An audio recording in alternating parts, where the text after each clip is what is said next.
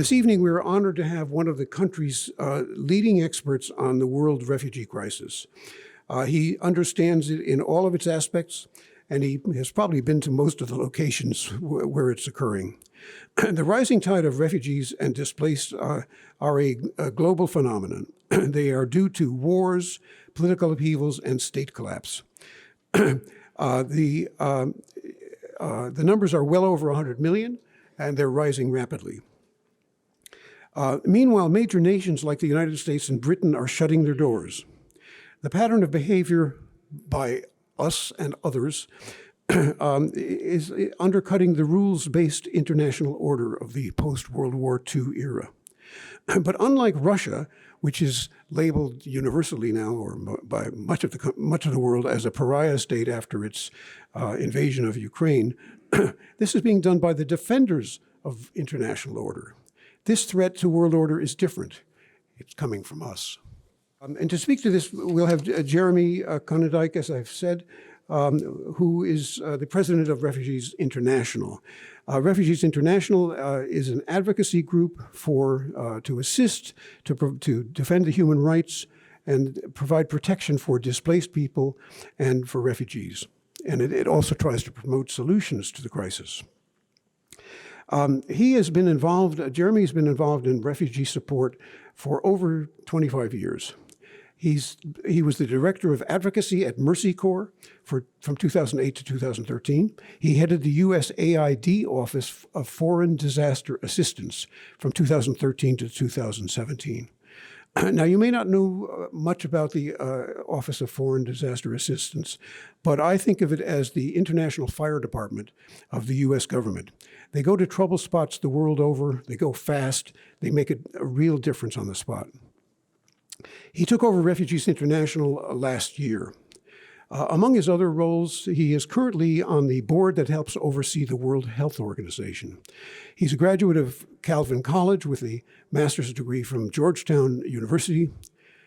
Jeremy, the podium is yours.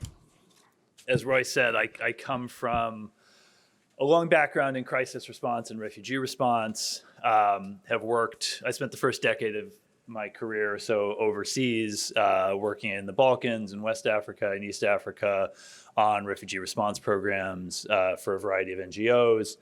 And then as Roy said, have been in and out of the US government a few times over the years, both at OFDA during the Obama years, and then was back at USAID during the first 2 years of the current Biden administration, where I was leading the COVID response effort, the global COVID response effort for USAID.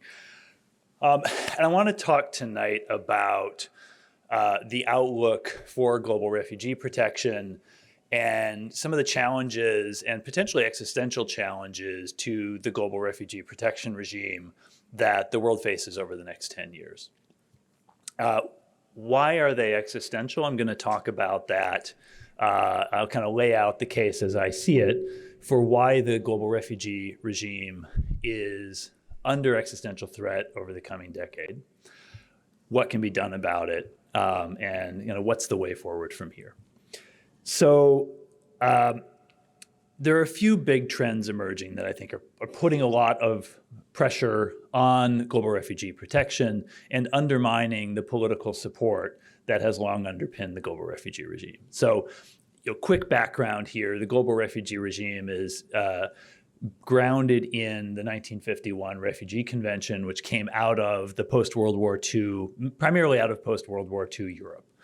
Post-World War II Europe, millions of people displaced, millions of people, of course, displaced by the war, but also a very strong legacy and a very strong, frankly, appropriate guilt in many countries about their failure to protect people who had been displaced by that war and had been fleeing that war.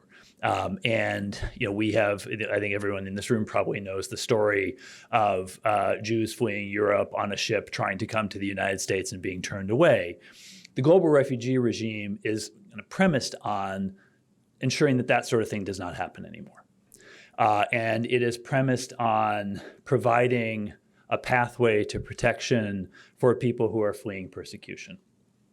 But it's also very narrow in that sense. It's very narrow to people who are fleeing primarily political persecution at an individual level on the basis of their identity, and that doesn't necessarily characterize in a terribly direct way a lot of the forced displacement that we see today globally. And so there are a few trends over the last 10 years or so that have really accelerated the pressure and the political opposition to global refugee protection. And in my fear and what motivates me in the role I'm in now is that if we see another decade like the past decade when it comes to erosion of political support for refugees globally, we're going to lose the convention and we're going to lose the fundamental underpinnings of the global refugee regime. And that means losing one of these essential tools and instruments and institutions that was passed down as a legacy and a learning of that horrific experience that the world went through in World War II. So how did we get to this point? I go back to a kind of early point in my career as an interesting reference point, as an interesting contrast to where we are now. So early in my career, I was a junior officer in the Refugee Bureau at the US State Department. And I happened to be there during the period between 9/11 and the Iraq War. So as you will remember, that was a pretty fraught period in U.S. politics. A lot of fear of what people coming from outside this country might do, and there was a palpable fear in the refugee, the kind of community of refugees and refugee allies, that if a terrorist attack were ever to occur from someone who had come into the country through the refugee program, that would be the end of refugee support for the U.S. So there was a really strong impetus to try and insulate against that politically. And there was a lot of pressure on the Bush administration in those years to ensure that that would never happen. And what was really interesting, what's an interesting contrast to where we are today, is that the Bush administration was feeling a lot of pressure on that from their constituents, but the pressure they were feeling from their constituents was to save and preserve the program. It was a lot of religious groups in particular. I grew up in Western Michigan. Every church in Western Michigan when I was growing up there resettled refugees, including the one that I attended. And that was a community that the Bush administration really listened to. And so, the attitude within the Bush administration at that time, and I have plenty of differences with the Bush administration on many, many things, but the attitude at that time was we have to find a way to preserve this and save it. And there was a lot of political capital and a lot of effort expended in that era to find a way to ensure that rigorous security checking and so on could be built into the refugee resettlement program to ensure that it would not be politically vulnerable. And that preserved the program. And what was so striking was that was not fundamentally a controversial thing. There were not headwinds that the Bush administration was flying into about whether we should still be resettling refugees. The pressure was really, we need to find a way to preserve this, and we need to shore this up and make sure that it is not, that kind of these catastrophic situations do not happen. But there was no sort of fundamental question of should the U.S. still resettle refugees. The presumption of the Bush administration, of the constituents they were listening to, the clear consensus in Congress was, yeah, we have to find a way to keep resettling refugees, and we have to find a way to protect refugees. If you fast forward about 12 years to 2015, very different situation, radically different situation. So 2015, as you'll remember, several years into the Syrian civil war, that summer of 2015, Alan Kurdi, who was a young Syrian refugee, attempted to make the crossing with some of his family from Turkey to Greece to seek refuge in Europe. The boat sank, he drowned, his body washed up on the shore, and was a very famous and just heart-wrenching photograph. I was working at USAID at that time on Syria. A lot of my time was spent on Syria, and it was a wrenching experience for all of us who are working on the issue to see that. And that was around the time of a real increase in the flow of refugees seeking to go into Europe for protection. And that prompted huge backlash in Europe. Prompted huge backlash even in the US, even though in that case they were not coming here. And that backlash was then turbocharged by the Paris attacks. If you remember the Bataclan theater attack, hundreds of people killed by ISIL terrorists. There was what seemed to be or was reported to be a refugee identity card found amongst the bodies. It was later proven that that was not, in fact, one of the attackers. But it created this hysteria. It created this the kind of combination of those things really fueled the hysteria. And let's be honest, there were a lot of what I would say are malign political actors that tried to capitalize on that and really feed and fuel the hysteria. And a lot of the hysteria around immigration generally, I think, is very manufactured. But the way that political systems in the West reacted to that was markedly different from the way the Bush administration reacted to some of the political pressures in 2002, 2003. So you saw governments in Europe, most governments in Europe, with the really interesting and notable exception of Germany, which we can talk about later. But most governments in Europe clamped down. The US, a lot of the US clamped down. President Obama did not, interestingly. Governor Hogan here did. Governor Hogan here tried to shut down refugee resettlement to the state of Maryland in the immediate aftermath of this, which was ridiculous, just absurd on its face. But I think it speaks to the tenor of that political moment. And so, what happened? What happened over that 10-year period? What happened over the 10-year period since, or the decade since? Because I think in the decade since, we've seen some of those trends that really reared their head in 2015, but seemed kind of strange and unfamiliar at that time, now are really just a core part of the political landscape in the US and Europe.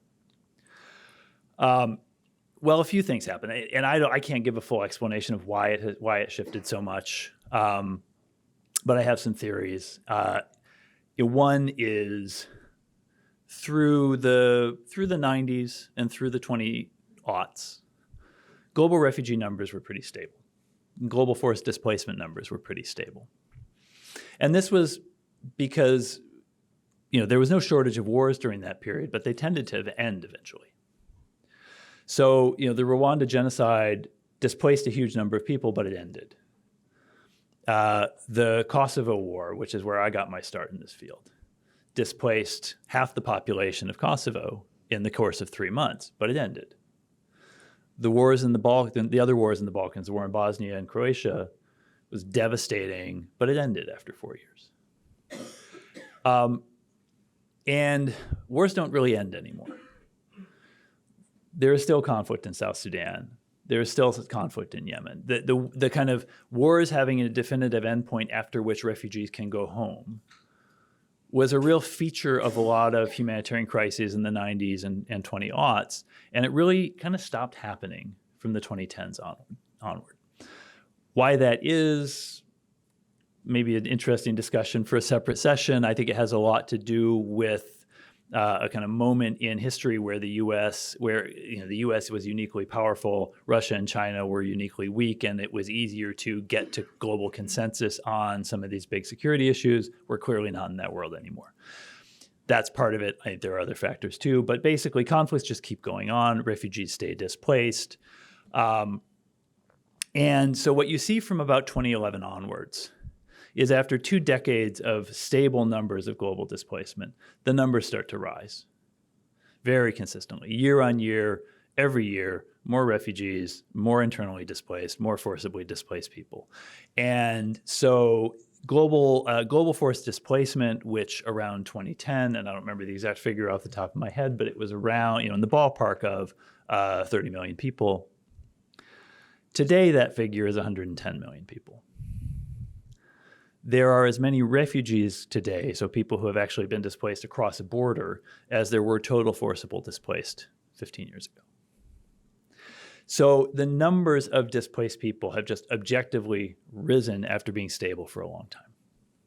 And that is putting a lot of pressure on refugee hosting countries, but it has also meant more people trying to seek refuge, not just in a neighboring country, but in the US or Europe. It has meant the global refugee crisis and the global displacement crisis not being an over there thing anymore, but also an over here thing. And what we've then seen in terms of the reaction of Western political systems is a pretty strong counter reaction to that. We have seen, in Europe, deterrence policy kind of constantly amping up and amping up. We've seen a similar dynamic here in the U.S. And it has created a sort of race to the bottom dynamic where you put in place one deterrence policy to try and deter refugees and asylum seekers from coming to the U.S. or Europe. That doesn't work because in general, deterrence policies don't work very well.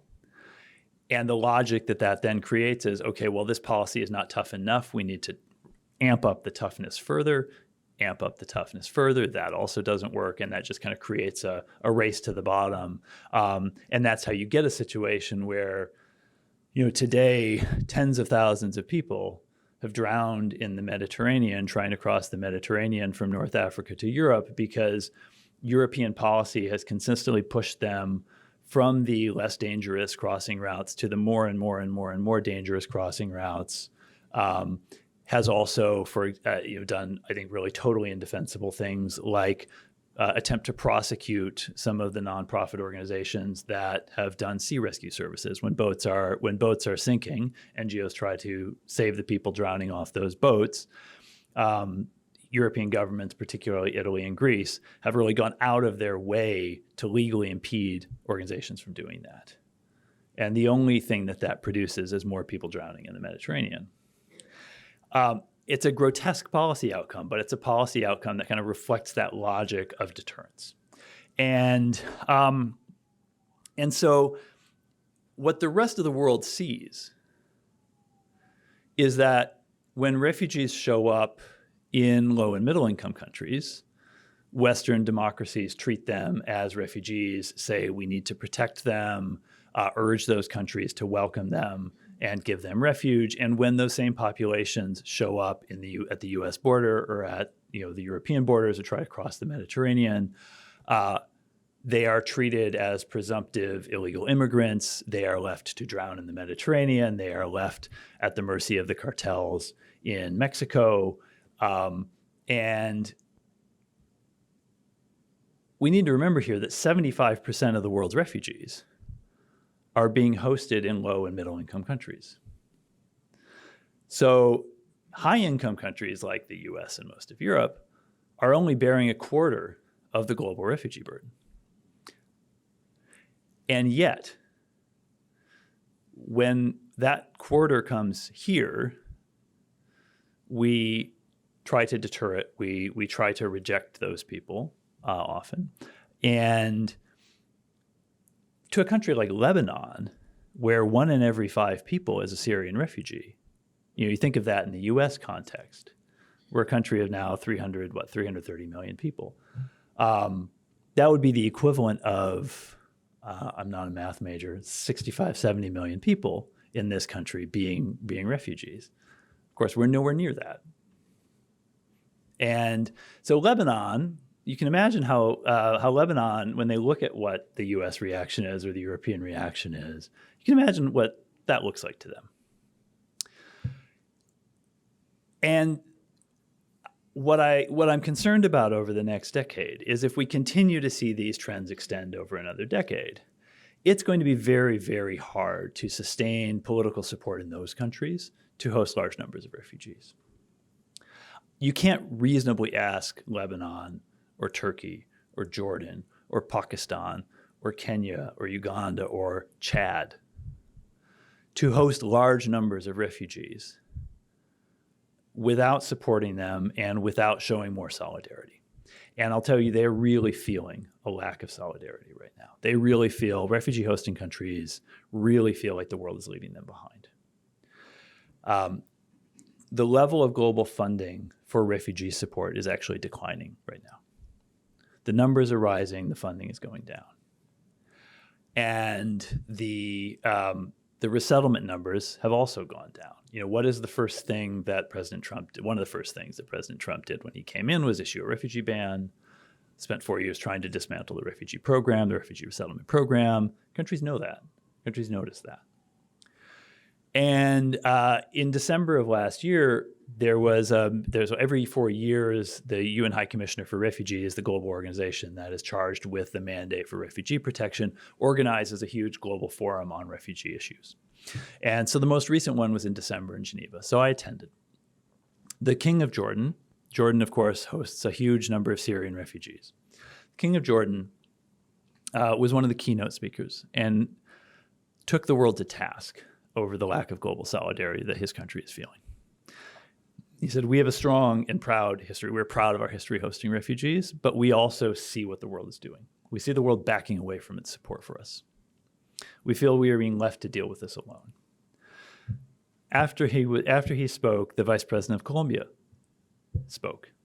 And she sounded very, very similar messages about how Colombia is feeling. Colombia, of course, hosts a vast number of refugees from Venezuela, a much larger number than have come here.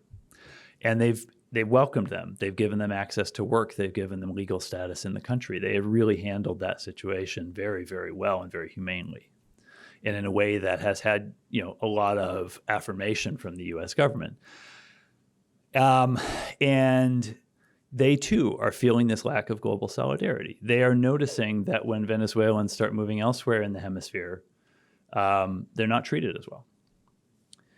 And I think we cannot, as the U.S. and as other Western democracies, we cannot fool ourselves into thinking that we can kind of maintain that inconsistency indefinitely. And we're already beginning to see that bite in terms of eroding political support in the countries that do host the bulk of the world's refugees. So just in the last year, Pakistan has expelled 500,000 Afghans.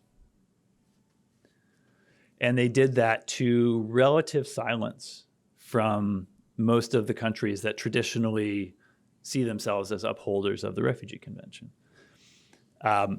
Lebanon has repeatedly used its military to try and expel Syrians back into Syria involuntarily.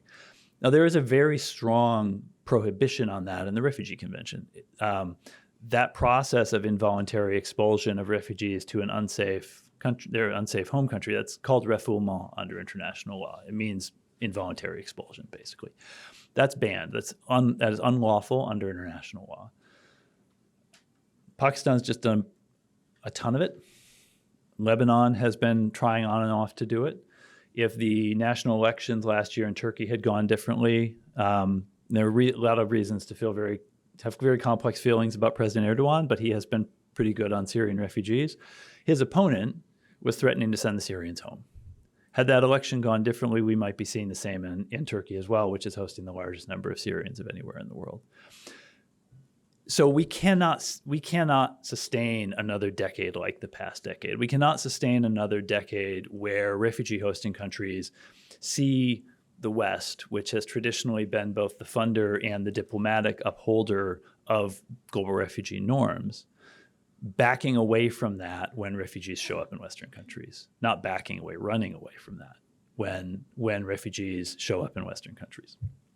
So that is a very precarious situation for us to be in. And there's another factor that is really important over the next 10 years, and that's climate change. So we're already seeing climate change displace growing numbers of people. So Refugees International has had a climate displacement program for about 15 years because one of my predecessors, Ken Bacon, who was the president through the 20-aughts, saw this coming even at that time, saw where this was trending, and he set up a climate displacement program. So we've been attentive to this and doing work on this for many, many years.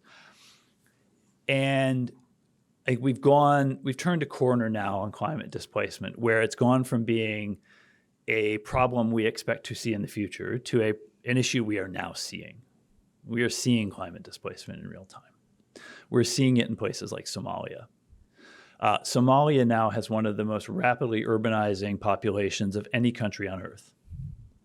And the reason for that is a lot of the rural population in Somalia has come to the conclusion that that is not a viable life anymore. That climate change has made rural livelihoods, agriculturalist and pastoralist, animal herding and crop raising livelihoods, which traditionally were the bulk of livelihoods for people in Somalia, that's no longer tenable. So people are moving to cities. There are not a lot of jobs in cities in Somalia. And so if there is not a better solution for those people, to give them a viable life and livelihood in Somali cities, their next step is going to be migration. But that's not something that fits very neatly under the global refugee system. It's not individualized persecution. And it is, in a way, forced displacement. But it's very hard to demonstrate at an individual level that this person who moved to the city and then fled and then left the country was specifically fleeing climate change. It's a very hard thing to define and pin down. It's hard to see in the individual, but it's very easy to see in the aggregate. We can absolutely see it in the aggregate. We don't have a global refugee system that is really set up to deal with that. And so that is going to drive a lot more numbers in ways that we're not equipped globally with tools to deal with that in an orderly and humane way. And so we need to make some real adaptations to how we think about global refugee protection, but also how we think beyond the rubric, kind of the traditional rubric of refugee protection, to also think about other forms of protection for people who are being forced from their homes, but in ways that don't fall neatly within a traditional refugee construct. And we need to do that because if we can't find some better solutions, if we can't build more global solidarity around this, if we can't better manage the arrival of asylum seekers to the US and other high-income countries, we're going to begin losing ground, not just in those countries, but also in the countries that still host 3/4 of the world's refugees. So we need some better solutions. So what might that look like? I think we need some new tools that we don't have, but we also need to use some of our existing tools in different contexts. So what are the new tools we need? We need some new tools for climate migration. There is no global kind of regime, there is no global instrument to manage climate migration in an orderly and humane way right now. And that's a pretty big problem when we're already seeing that manifest in large numbers. And of course, as climate change accelerates and worsens, we're going to see that more and more. And even if by some miracle climate change began reversing tomorrow, there's a lot of disruption that's already baked into the trajectory that we're already on. So that's going to grow. We need some tools to deal with that. There's a lot of debate right now in the refugee system around whether the refugee architecture is the right construct for that. I personally don't think it is. I think we probably need to build something outside the refugee architecture, adjacent to the refugee architecture. And I think there's a few reasons for that. One, I'm very wary and kind of worried about reopening the Refugee Convention to fundamental change. Just given the state of global politics right now, I think we might end up in a worse place if we tried to do that. But also the nature of what is driving the displacement and the nature of the protection that people need when they are displaced by climate is kind of different. It doesn't map well to the refugee system. And I think what we need may look more like a system of labor visas for people for people from countries heavily affected by climate change. Because fundamentally what people are trying to do when they're forced out of their home by climate is build a new livelihood somewhere. And frankly, in the US right now, we need a lot of labor. Europe needs a lot of labor. And there is a way to merge those two things together to provide a humane solution or solution may be too strong a term, but a humane tool to enhance orderly management of climate migration while also doing so in a way that benefits high-income countries that need a lot of labor. And there's multiple reasons for that, but the net outcome is we can get to a potential win-win there if that could be built. But we need to build some new tools to figure out what to do with climate migration, but we also need to use some of our existing tools differently. So one of the things that's really striking about how the U.S. and Europe have reacted to larger, kind of growing numbers of asylum seekers at their border is how different it is from kind of somewhat analogous situations in developing countries. So when hundreds of thousands of Somalis began showing up at the Kenyan border in 2011, fleeing the famine there and the war that was going on there, the Kenyan government did not presumptively detain them and ask each of them to show in individual grounds of well-founded fear of persecution in Somalia. The Kenyan government recognized what was going on in Somalia, recognized that they had on the face of it, they had a plausible reason to be seeking safety, and allowed them in and granted them refugee status. When people from Darfur today are fleeing violence in Darfur into Chad, the Chadian government does not put them into an asylum adjudication process. The Chadian government recognizes what they're fleeing and allows them in. When Venezuelans are fleeing from state collapse in Venezuela, the Colombian government does not put them into an individualized adjudication process. They allow them in and they give them access to work. And those countries do that because they have tools, they are party to tools and global instruments that allow for collective recognition of the validity of an asylum claim. So the Refugee Convention, it's all about individual basis. There's not a collective basis. So the Refugee Convention, you have to show an individual well-founded fear of persecution on five grounds, that can political, religious, social, things like that. In the Americas, there's something called the Cartagena Convention, which authorizes refugee status for people who are fleeing generalized disorder and state collapse. In the African Union, there is an analogous tool, the 1967, I think, African Union Refugee Convention, or OAU at that time, Refugee Convention, that provides a similar tool. The U.S. is not party to anything like that. And Europe does not have a tool like that. And so the only tool that the U.S. and Europe have when large numbers of people begin showing up and seeking safety at their border is to put all of them into the traditional asylum system. And the traditional asylum system is not built to do that. The traditional asylum system is all about, it's a sort of law enforcement system premised on legal adjudication of individual cases through the court system. And that can work when you're dealing with a few tens of thousands of cases a year. That breaks when you're dealing with a few millions of cases a year.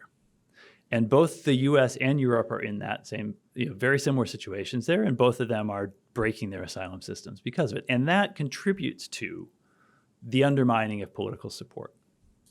Because what that means is when someone comes here and makes an asylum claim, if they get into that queue, and a lot of them get into that queue, they're then going to be in that queue for 5 to 10 years.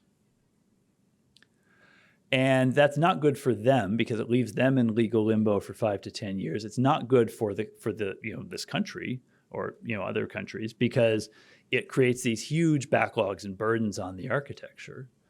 And there's no way that we could scale up that system. And we do need to do far more to finance the asylum system in this country and asylum adjudication. But even if we did far more, it would not match the burden on that system right now. So we need different tools. We need to adapt. We need a tool that enables us to do something more like what Kenya does with Somalis, or Chad does with Darfuris, or many other, or what Turkey did with Syrians. And what's really interesting is there is one case where we in Europe have done that, and that's Ukrainians. So 6 million people in the first year of the war fled Ukraine. Most of them went, they of course all went initially into Europe. Most of them stayed in Europe, and a number of them came here. they were not subjected to an individual well-founded fear of persecution screening in European national asylum systems. If they had been, if Europe had treated Ukrainians the way that Europe treats, say, Afghans who attempt to come to Europe, most of those 6 million Ukrainians would be living in squalor in horrible camps in southern Poland waiting for an asylum hearing. And that's not what we did. It's not what they did. It's not what we did here. There was a de facto recognition that they had valid reason to flee collectively as a group, and they were granted something called there was a temporary protection determination, TPD, in Europe. It's kind of similar to TPS here in the United States. But basically, that was a way for Europe to recognize that they had a valid reason to flee. And they didn't need to be individually adjudicated to determine whether they had a valid reason to flee. And with that, they were then allowed in. They were granted rights in Europe. They were granted the ability to work. And they were then allowed to travel to pretty much every country in the EU, and many of them also, a large number came here to the US. So there was a burden sharing there. It was not left on the countries to which people initially fled to handle that population. There was solidarity and burden sharing across Europe in where the Ukrainians went. And it went exceptionally well. It did not break asylum systems in any country. It enabled Ukrainians to move very quickly in very large numbers to get their kids into schools, to get their own work permits, to begin integrating into to begin building new lives for however long they need to in the countries protecting them. And a very similar story here in the US. There's no reason that we only have to do that for Ukrainians. And if we tried, the one thing that we really have not tried when it comes to asylum seekers is something like that. We have tried ramping up deterrence. We have tried making it tougher and tougher and tougher and tougher to access the system. And that is true not just of the last administration, but also of the current one. And it hasn't really worked. People are still coming. And the fundamental thing that I believe is if someone is willing to get on a rickety boat to try to cross the Mediterranean, if they're willing to walk through the Darien Gap, the very dangerous jungles of the Darien Gap in Panama, if they are willing to navigate abuse by the cartels as they make their way through Mexico, there's very little that we or Europe can do in terms of toughness that's going to outmatch that. If they're willing to put up with that, they will deal with whatever toughness we think we can throw at them. That's not going to make a fundamental difference. The one thing we haven't tried is a humane and orderly approach. And when dealing with scale, that's what the refugee system does globally. We would, as the US government, we would vociferously oppose it if Kenya were to start saying every Somali is going to be put through our court system for an individualized screening. We would say that's crazy. If Colombia tried to do that with Venezuelans, we would say that's crazy. But it's crazy here too. Now, it's not simple for us because a lot of the people showing up it is not just one category of easily definable people showing up at our southern border. There are different categories, different people with different types of claims. But it shouldn't be hard to say, if someone from Afghanistan, particularly if a woman from Afghanistan, is at our southern border, that's probably presumptively someone with a valid claim to asylum, and we should let them in. If someone that we would recognize as a refugee if they were coming to a different border than our own comes to our border, we should recognize them as a refugee. And it's not to say that that's unconditional and you can put guardrails on that, but that would begin to manage some of the asylum burden. It would begin to get people out of the insane adjudication backlog. It would be much more humane for them, and it would be much more manageable for us. And so we need to start using some tools like that. And then the third thing I'll say, and kind of the point I'll end on, is, this question of do as I say, not as I do on refugee policy and refugee practice. This difference that we see between how wealthy Western democracies handle this issue and what they expect, kind of the global norms they expect of the rest of the world. That disconnect is not limited to the refugee space. And on the larger questions of a rules-based global order, and particularly around the laws of war, there is a lot of damage being done right now. Comfort Arrow, who is the head of International Crisis Group, just wrote a really powerful piece in Foreign Affairs talking about how the rest of the world views US and European policy towards Ukraine versus policy towards Gaza. And the damage that is doing to the norms of the Geneva Conventions and the norms of the broad concept of a rules-based global order. What the rest of the world sees in Gaza today looks a lot to them like what Assad did in Aleppo and a lot like what Putin did to Grozny. And the kind of niceties and the narratives that the US political system tells itself to rationalize that don't carry much water in the rest of the world. What they see fundamentally is that the kind of adherence and the upholding of the Geneva Conventions of international and kind of international humanitarian law generally seem to stop when the perpetrator is an ally rather than an adversary of Western countries. And that is what the person named Vladimir Putin has been arguing for many years. He has been saying for many years, look, the reason that I get criticized, that Russia gets criticized for what we're doing in Ukraine or for what we've helped Syria to do is not because these norms are real. It's just because we're an enemy of the US. And the US is an enemy of ours. And when push comes to shove, this isn't about rights. This isn't about principles. This isn't about norms. This is just geopolitics by other means. And what the global South is seeing, what the rest of the world is seeing right now in US policy towards Gaza reflects that. And it kind of advances this further disconnect and this further undermining of the concept of a rules-based global order.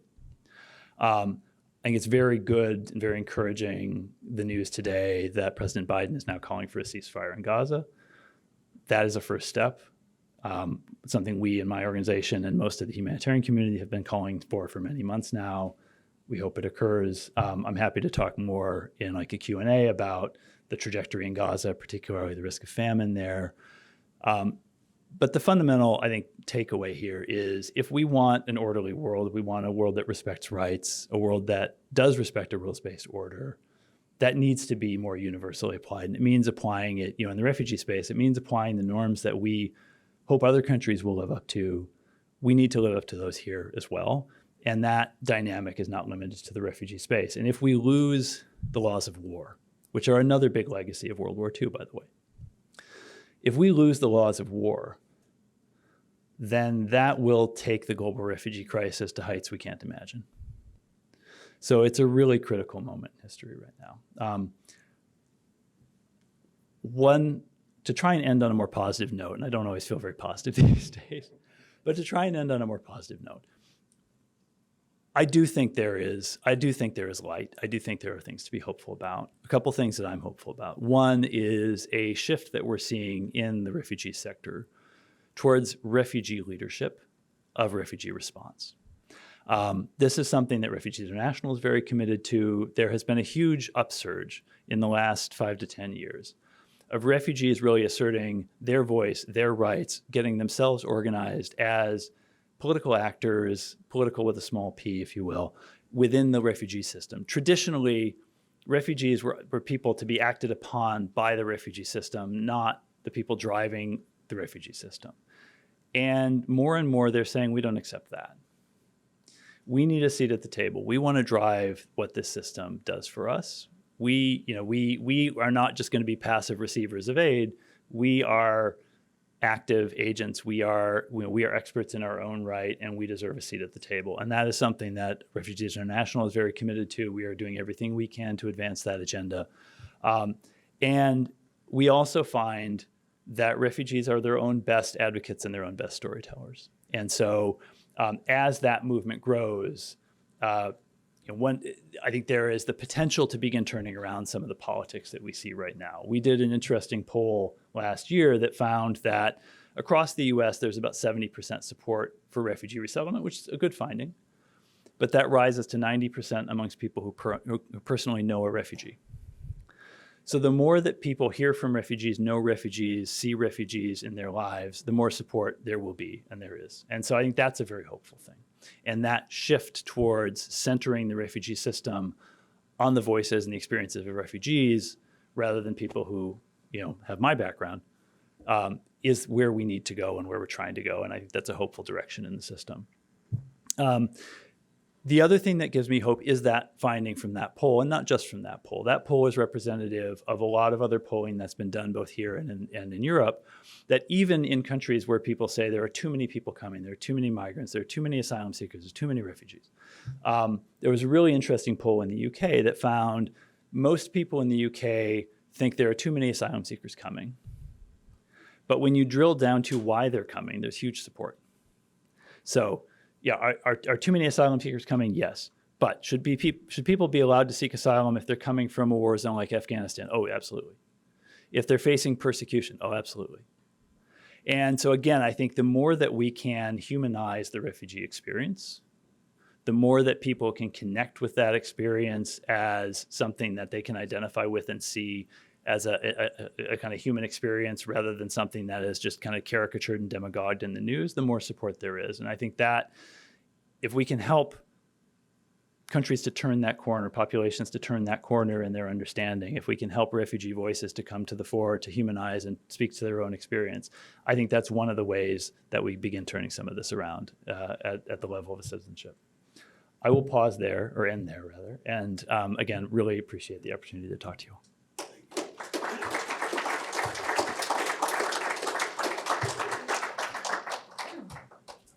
Jeremy, thank you very much for that overview.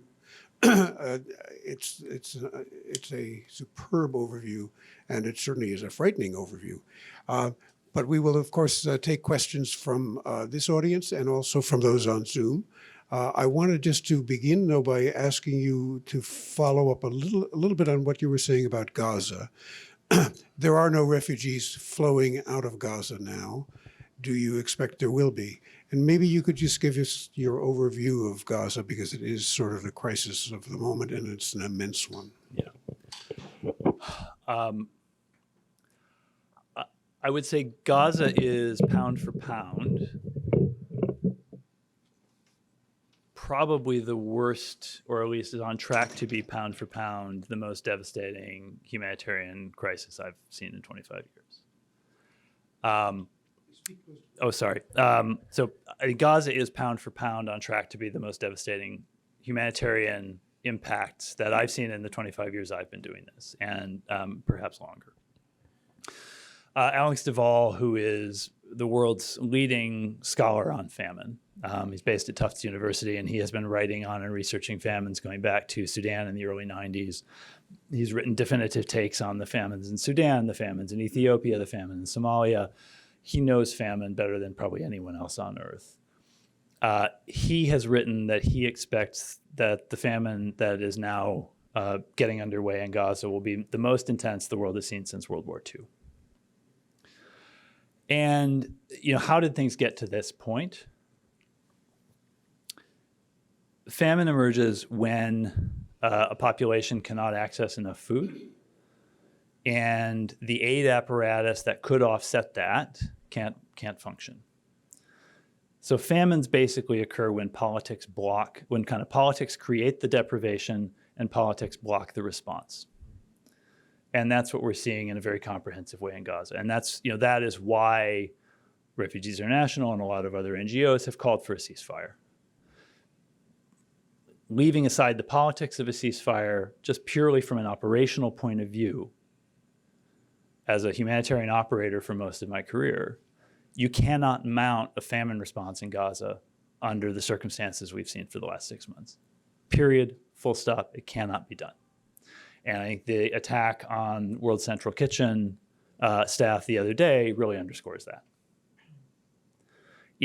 To mount a famine response, and I have worked on several that risked becoming famines, and we were able to avert them from reaching a famine point, including South Sudan in 2017, Ethiopia in 2016, South Sudan in 2013 and 14, Ethiopia in 2016, Yemen in 2015. What we needed to do was mount a really vast humanitarian operation. And you can't do that off the backs of trucks. The obsession with counting truck numbers into Gaza is the wrong metric, is just the wrong metric. A truck getting into Gaza is very different from a hospital functioning. It's very different from a therapeutic feeding center functioning. One thing that I think is not always well understood, two things maybe that I think are not always well understood about famine. One is famine is not just about kind of food being in place, it's about food being accessible. And so it has a lot to do not just with kind of food existing in a market, but food existing in a market at prices that people can afford. Every food crisis I've worked in and visited in my career, there's been food in markets. Because there is always someone who has enough money to buy food. And as long as there's someone who has money to buy food, there will be food available at that price. The problem is if 50% or 90% of the population can't afford to pay that price, then the availability of food sitting, in a stall in a market doesn't tell you anything about the level of actual food access for the population. And so, what we see today is Gaza on the food front. Gaza was a territory that depended on bringing in most of its food from outside, did not really grow its own food. And often a contributor to famine is a supply shock that limits food supply. And in the case of the Somalia famine in 2011, that was mainly a climate factor. There were multiple failed rainy seasons in sequence that totally torched the agricultural production, drove prices way up, killed off animal stocks, and left people with both far less net food availability, which drove prices up, and far less assets at the household level, which drove their income and their purchasing power way down. And when you see prices go up and money go down, you can imagine what happens to people's ability to access food. Very, very similar dynamic right now in Gaza today, different reason for the supply shock, but otherwise a very similar dynamic. So people are not able to access food in a consistent way. Some people are, most people are not. And the level of food deprivation and the pervasiveness of food deprivation is unlike anything we've seen in past famines. So even in Somalia in 2011, which is a devastating famine that killed 260,000 people, the proportion of the population that was in famine conditions was much lower as a share of population than what we see in Gaza today. Second thing that people don't always appreciate or understand about famines is that it's not necessarily starvation that kills or only starvation that kills, although that kills a lot. It's also disease. So long-term malnutrition, acute malnutrition weakens an immune system. And when you have a weakened immune system, then routine diseases that you could normally fight off suddenly become very deadly. Cholera, which is a bad disease under any circumstance, turns into a buzzsaw in a famine. We're very fortunate so far we've not seen cholera emerge in Gaza. It has been there in the past, but it's not endemic there normally. It is popping up all over the world. There is a lot of cholera. There are cholera outbreaks growing in multiple countries right now. Very, very fortunately, I mean, there's not much that's gone the right way in Gaza, but at least cholera hasn't shown up. So, take what you can get. But if cholera showed up, there'd be nothing to stop it. I mean, nothing in the way to stop it. Cholera spreads when people are drinking contaminated water. And it spreads through when people are living in terrible conditions, when there is open defecation that then gets into the water supply and then gets back into people's body. It's an infrastructure disease. When you have a broken water and sanitation infrastructure, cholera spreads. There's a very broken is a generous term to describe the state of water and sanitation infrastructure in Gaza today. And of course, if people get cholera, you need health systems to be able to treat them. The health system in Gaza today is completely shattered, just completely shattered. So if you were to design in a lab conditions for the rapid onset of exceptionally deadly famine, it would look pretty much exactly like what Gaza is like today. And this is why humanitarians are pulling our hair out. hopeful that the ceasefire that the president called for today will occur, hopeful that humanitarians will get the access that he's called for, because if there is not a really rapid and radical change of trajectory in the humanitarian situation in Gaza, I think we're on track to see tens of thousands and maybe more beginning to die from famine. Already 30,000 plus have died from the war, but the number who could die from famine could eclipse that if it isn't brought under control really rapidly. And I think that's the happy note I'll say there. Let's go to the first question here, please. So my interest in refugee crisis and internally displaced persons comes from a volunteer position I had with the Transportation Research Board. And we interacted frequently with USAID, your transportation people, so shout out to them. Yeah, we love logistics. Yeah, perfect. So it seems to me the elephant in the room, which you didn't address, and I'm looking for you to address, is population growth. Yeah. So despite climate change, which is only going to be exacerbate the problem, but you correct me if I'm wrong, but I think the number is something like a growth of 2 billion people in the next, 20, 30, 40 years. So I know you don't have a direct answer for this, but how do we address that? That's the big issue. I guess I don't lose sleep over population growth. I think that what we tend to see is as countries grow wealthier, the population levels off and actually even begins to decline. I mean, we're facing most of Europe now, most of China is facing net population decline. India is leveling off. The U.S. would be at net decline if we weren't bringing, if we didn't have immigrants coming in. And so I don't know that kind of net at a global level population growth is a problem, but there is certainly an imbalance between where populations are there's a difference between where populations are growing and where they're shrinking. And I would be as worried about populations shrinking as populations growing, because in most of the high income countries, they're short of workers. Why are we short of workers? Part of the reason that we're short of workers is we don't have enough people to fuel our economy. There's a good friend of mine from back in Michigan, who's a family business owner. His family runs a chain of movie theaters. Obviously, movie theaters need a lot of low-skilled labor, hourly labor. They're dying to hire people. If you've been to like a restaurant or a retail store anywhere in the country in the past couple of years, they're all struggling. I had a dentist appointment yesterday. That's maybe too much information. I had a dentist appointment yesterday. For the first time ever that I can remember, the dentist himself gave me the cleaning, not a hygienist, because they can't hire a hygienist. We need people in this country. We need workers. Europe is an even worse situation. China's on track to be in an even worse situation. Japan's on track to be in an even worse situation.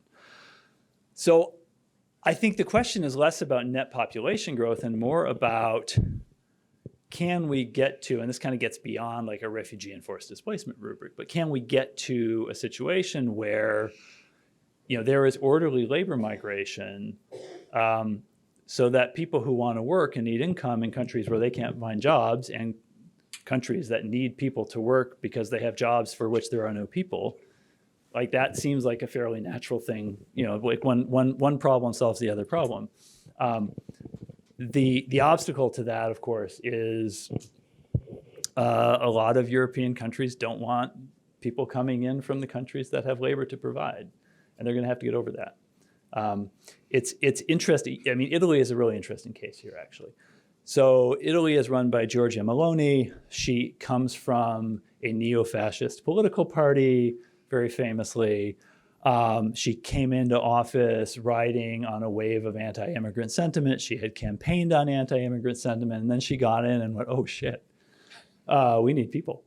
And so she has not been very open about this, but she is talking with, so she is starting to talk with Tunisia and Morocco and other countries about creating labor migration pathways for people from those countries to come to Italy to work.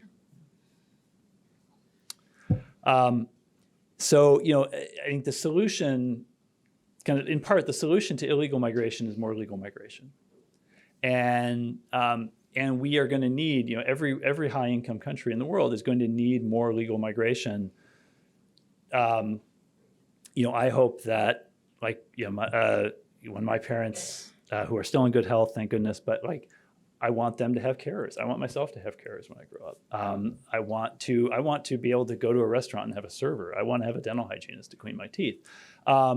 We do need to just look at that. And again, this is kind of getting beyond the refugee space per se, but it does tie to something that's relevant to the refugee space, which is when asylum seekers come to this country, we don't let them work right away.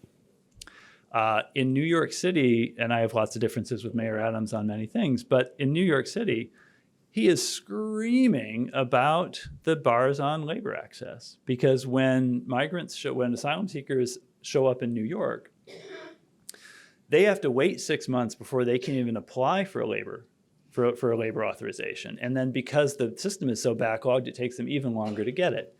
And meanwhile, there are tons of low-skill retail jobs and other jobs in New York that need workers. And so he has this very weird situation where asylum seekers who want to work are in his city, being supported by city social safety nets, wanting to work, not being allowed to work.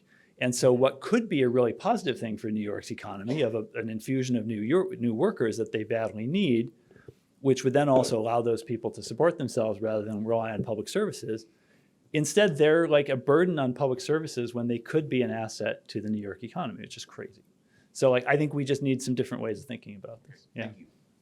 How can we reconcile the responsibility of developed nations like France in perpetuating the conditions that drive African refugees to risk their lives in the Mediterranean with the urgent need for comprehensive international cooperation to address this humanitarian crisis? Yeah. It's a really interesting question. Kind of a question of colonial legacy and what obligations come with that.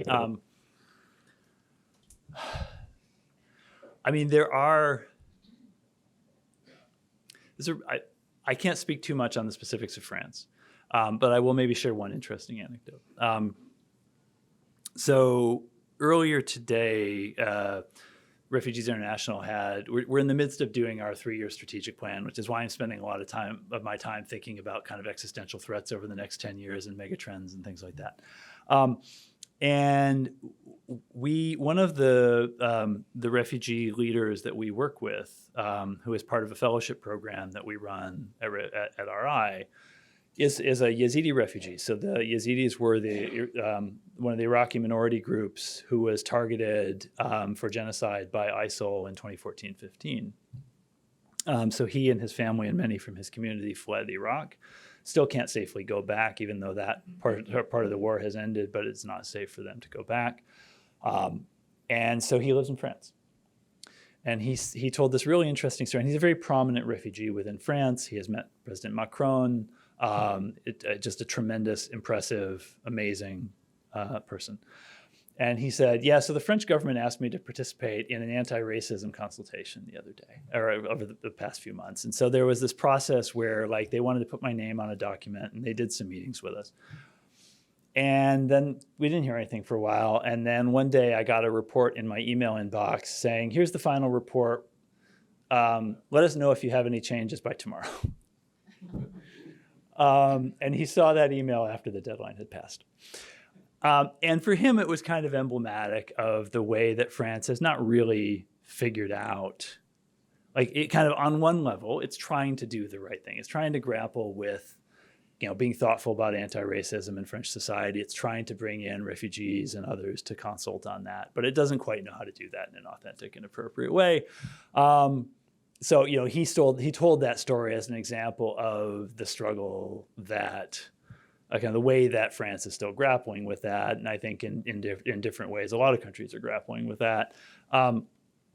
I don't have a full answer to that question. And I think the question of how countries appropriately deal with their colonial legacy is something that I don't have the expertise to solve, or can't claim the expertise to solve. But I do think an important part of it needs to be authentic listening.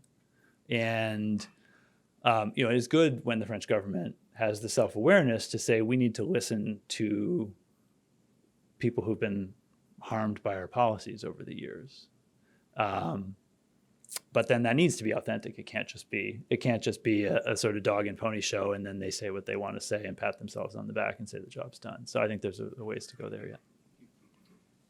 My question is, you highlighted a positive impact of refugees, which is labor. Is there any other positive impacts of refugees that we should be able to know so that, you know, we can convince people to at least have more migration? I love that question. And I realize the Afghan and the Syrian crisis are two of the biggest refugee crises in the world, but what about Gaza? Because it's like a peculiar case where people not only are forcibly displaced, but they're also stuck and unable to leave Gaza. So like, are there any plans like to address the refugee crisis? Because like people are just living in 2.5 kilometers of land.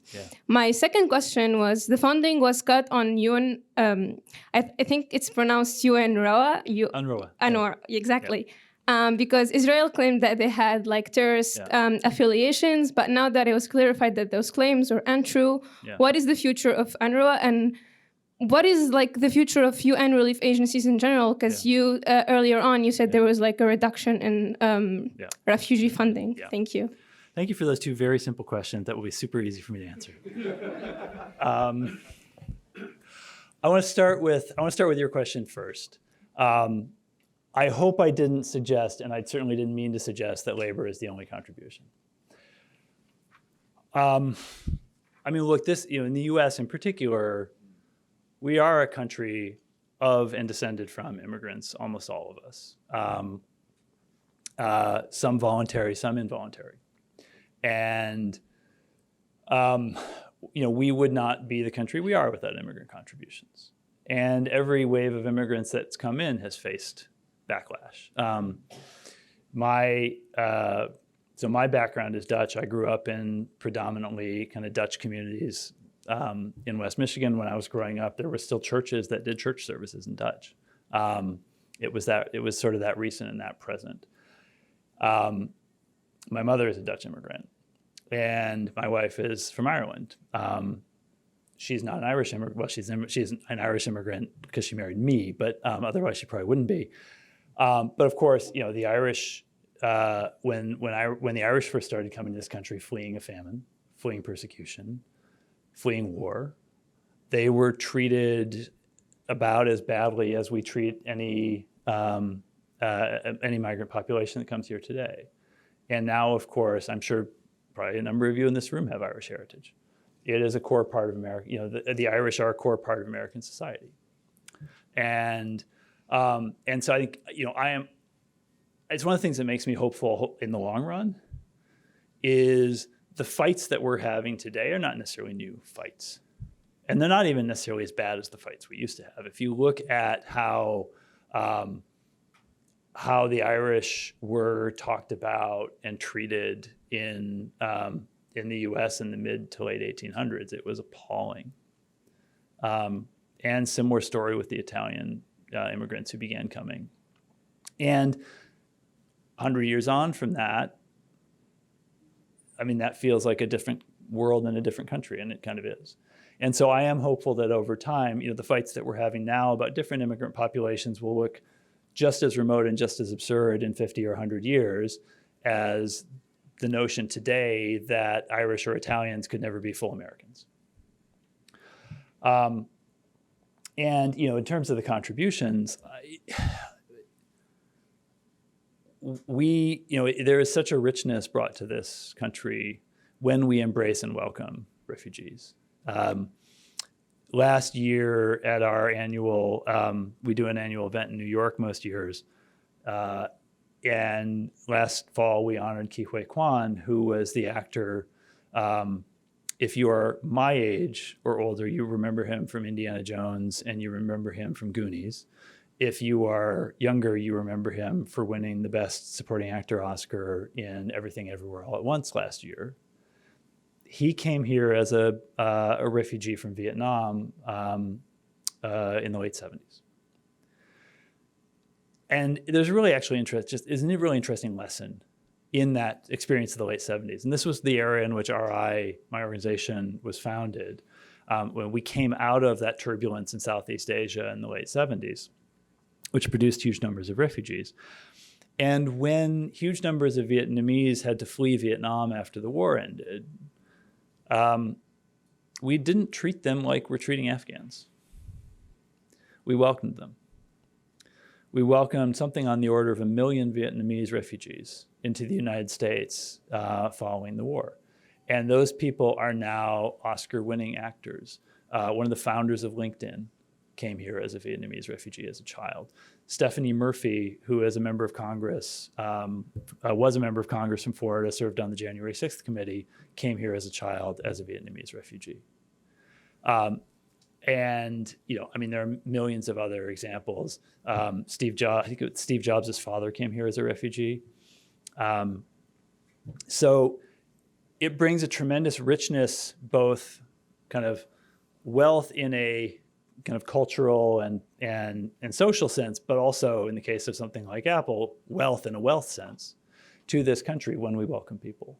And so it's not just their labor, it is a million things that they bring, their social contributions, cultural contributions, political contributions, and I think we need to be much more embracing of that. Yeah. On the questions on Gaza,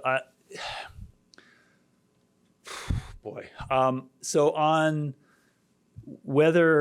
kind of Gaza and displacement from Gaza, that has been a red line, a very clear red line for the neighboring countries, specifically and most particularly for Egypt and Jordan. They have made like 110% clear that they would see mass displacement from Gaza as forced expulsion. And it's, I think given the history, there is a real skepticism in the neighboring countries that if people flee Gaza, they would ever be allowed back. And that's different from something like Syria. Turkey is not worried that the Syrian government is going to refuse to accept back any refugees. Syrian government wouldn't mind at all if a lot of those refugees came back. It'll throw most of them in jail and torture them, but they wouldn't block them from coming back. And there's not this sense that the Syrians who have fled Syria are never and will never be able to go home. And I think the operating hypothesis of Egypt and particularly Jordan, I talked about Jordan hosting Syrian refugees, but the majority of Jordan's population are actually descended from Palestinian refugees. The strong view in Jordan is if Gazans leave Gaza, they'll never be allowed back. And so, the way that they view this question of displacement from Gaza, they don't view that through a rubric of temporary kind of asylum and temporary protection. They view that through a rubric of forced depopulation. And whether you agree or disagree with that would be the outcome, that is very much their view. And so, they feel that what they would be doing is not providing protection. What they would be doing is facilitating ethnic cleansing. And it's kind of analogous to situations that the UN faced in Bosnia during the Bosnian War, where Serbian militias would come to UN peacekeepers and say, so this village here, we're going to kill all these people. So you can clear them out if you want.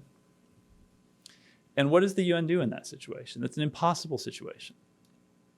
The UN generally would help to move them rather than leave them to their deaths.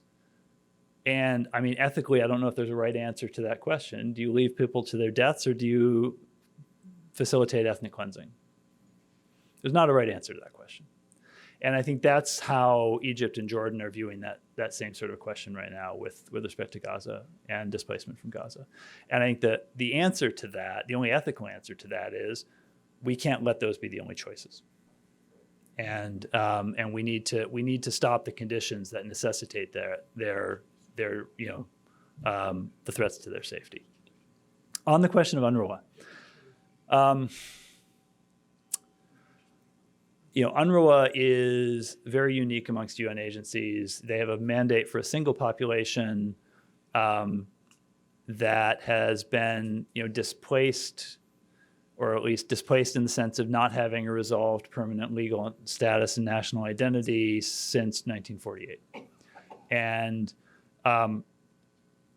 so UNRWA has a kind of different role than most UN agencies. The role that UNRWA plays in Gaza is not just that of an aid provider, but also in effect that of kind of a municipal government. They run schools, they run hospitals, and they employ 13,000 people in Gaza. And somewhere between 12 and 30 of them are alleged by the Israeli government to have participated in the October 7th attacks.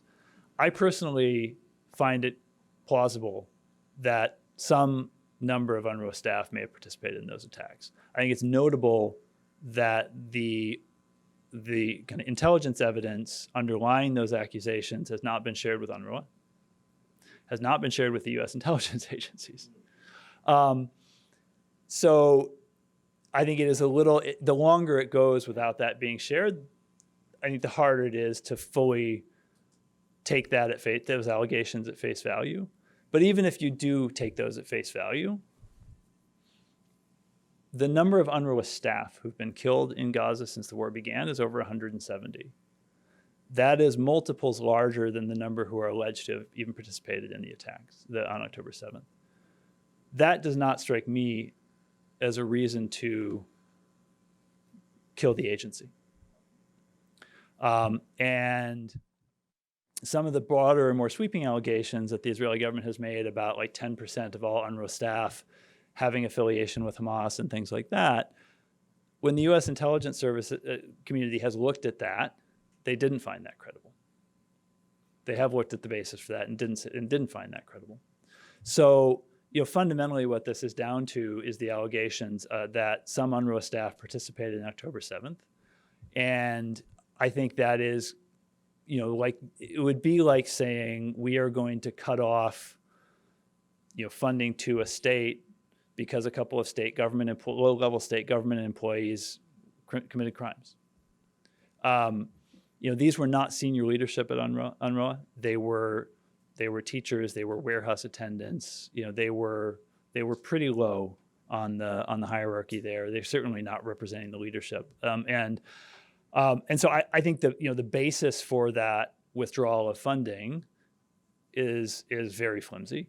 And most countries outside the U.S. now are moving, even those that had suspended are moving in the opposite direction, and they're reinstituting funding. Our Congress moved in the other direction and totally cut off funding to UNRWA for the next year. That I think it's a devastating outcome because they are the biggest aid provider, and even a lot of the other aid agencies, Doctors Without Borders, Catholic Relief Services, others, depend on UNRWA's logistical infrastructure for some of their own operations. So if UNRWA goes away, it's not like other aid agencies can just kind of sweep in and immediately fill the gap. Those other aid agencies are going to actually be hampered themselves and be less able to take on more tasks because they depend on the infrastructure that's being dismantled. So I don't know what that outcome looks like. I hope that the U.S. political system will come to its senses on that. I'm not necessarily optimistic that will happen, but it is another factor that just adds to the severity of the famine and complicates the process of combating it. You don't seem to explicitly discuss or distinguish between economic refugees, that is, people who would like to migrate for economic opportunity versus political and war. Do you see these two as different cases, needing different approaches for solutions, especially to gain political consensus in developed countries? Yeah, I think that gets to a really important issue, which is one of the complicating factors with the asylum backlog that we see now is it is trying to navigate a mix, what's called a mixed flow. It is some people who are in effect refugees, other people who are fleeing for different reasons, for whether those are economic or other reasons.